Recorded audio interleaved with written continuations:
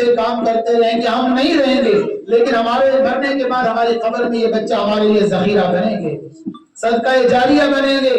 اور اگر ان بچوں کو ہم نے تعلیم نہیں دی ہوگی، ان کو اخلاق نہیں سکھایا، دین نہیں سکھایا ہوگا، یہ مرنے کے بعد ہمارے مرنے کے بعد یہ بچے جھوٹ بولیں گے، غیبتیں کریں گے، چغلیاں کریں گے، رشوتیں کھائیں گے، سود کھائیں گے، گناہ کریں گے، ظلم کریں گے، زیادتیاں کریں گے، نماز کو چھوڑیں گے، ماں باپ کی نافرمانیاں کریں گے۔ قبر کے اندر پڑے ہوئے ہمیں اس کا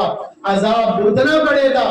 ہم کہتے ہیں کہ ہم کہتے ہیں ظالم فلانا ظالم فلانا ظالم، میں کہتا ہوں کہ سب سے بڑے ظالم ماں باپ ہم لوگ ہیں جو اپنے بچوں کو دین سے دور رکھ رہے ہیں۔ جن بچوں کو ہم نے اچھے ادب نہیں سکھایا، ہم نے اخلاق نہیں سکھایا، ہم نے بچوں کی تعلیم اور تربیت کے بارے میں نہیں سوچا، یہ ماشاءاللہ یہ جو بچے اتنے ہی محدود اتنے نہیں ہونے چاہیے، بلکہ جس گھر کے اندر جو بچہ نہیں پڑھنے آ رہا ہے اس کے بارے میں فکر کرنی ہے انتظامیہ نے، یہاں کے مسجد والوں نے، انشاءاللہ اس کا ثواب بھی ان کے نام اعمال کے اندر درج ہوگا جو یہاں کے بارے میں محنت کریں گے۔